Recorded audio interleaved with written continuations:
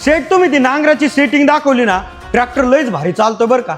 पण ते सेन्सिंग काम कसं करतो आणि ते पट्टीचं सांगता का जरा. दादा तुम्हाला माहिती आहे का, जुन्या काळी नांगरटीसाठी आहूत वापरायचे. ज्या वेळेस जड रान किंवा मुळं खोडवे लागले तर जुने लोक तो आहूत असा वर खाली किंवा असा आडवा करून रान मोकळं करत असतात. सेम पद्धत आता ट्रॅक्टरला सेन्सिंगच्या द्वारे नांगरटीसाठी वापरली जाते. जर जड रान लागले आणि तुम्ही ड्राफ्ट कंट्रोलची सेटिंग व्यवस्थित लावली असेल तर तो नांगर बाहेर येतो, परत आत जातो, असा आत बाहेर करून जमीन मोकळी करत चालतो. त्यामुळे नांगर जमिनीत खोल जाऊन चाकं फिरणे किंवा इंजिन लोडवर येणे असे प्रकार घडत नाही. आणि जर मुळं किंवा खोडवे लागले तर तो नांगर सेन्सिंगच्या मदतीने बाहेर येतो, तो आत परत जाऊन बघतो. जर मुळी पास झाली असेल तर तो नांगरट कंटिन्यू करतो. जर तुम्ही सेन्सिंग वापरली नाही तर जुन्या पद्धतीने लोक त्याला नांगर त्यावेळेस पूर्ण बाहेर काढतात, मागं येतात, परत पुढं जाऊन तो लावायचा प्रयत्न करतात आणि अशा पद्धतीने ट्रायल अँड एररनी तो परत नांगर खाली सोडतात. आणि जोपर्यंत तुमची इच्छा असलेली खोली येत नाही तोपर्यंत जागचे हालत नाही. म्हणून वेळ आणि डिझेल दोन्ही जास्त लागते. आणि पट्टीची सेटिंग तुम्हाला परत एकदा मी ट्रॅक्टरवर दाखवतो.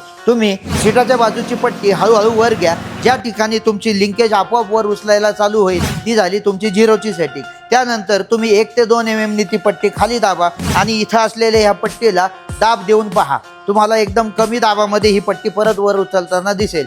नंतर तुम्ही परत ती आणखी एकदा दोनदा तुम्ही थोडीशी अजून खाली घेऊन बघा आणि लागलेला जोर तपासा. थोडक्यात जशी जशी तुमची शिटाच्या बाजूची पट्टी खाली जाईल तसा तसा इथं टॉपलिंगला लागणारा जोर वाढत जाणार आहे. आणि तुम्ही जर ती पट्टी पूर्ण खाली सोडली कुठल्याही परिस्थितीमध्ये नांगर वर उचलला जाणार नाही, सेन्सिंग पूर्ण बंद होईल. शेट ते नांगराची उंची किती पाहिजे हो. जुन्या काळी असं म्हणायचे की बैल बदलला की आऊत बदलावा लागतो, कारण प्रत्येक बैलाची उंची वेगवेगळी असते. त्याचप्रमाणे प्रत्येक ट्रॅक्टरच्या उंचीनुसार नांगराची उंची असावी लागते. तुम्ही नांगराची नक्की कोणती उंची मोजता? फाळाची उंची. चूक. तुम्ही जिथं टॉपलिंग जोडता त्याची जमिनीपासूनची उंची तुम्हाला मोजावी लागते. आपल्या जॉन डिअर साठी ती उंची 43 ते 44 इंच हवी असते. हा पण ते चांगलंच चालन आहे कशावरून बरं. साधारणतः नांगर ज्यावेळेस जमिनीवर ठेवलेला असतो त्यावेळेस टॉपलिंगची पोझिशन ट्रॅक्टरकडे झुकती असायला पाहिजे आणि ज्यावेळेस नांगर जमिनीत घुसेल त्यावेळेस ती जमिनीला समांतर अशी असायला पाहिजे. मला सांगा, एखादी वस्तू तुम्हाला अशी ओढायला सोपी जाईल की अशी ओढायला सोपी जाईल? तिरकं वाढायला आहे ना थोडा ताण जाईल,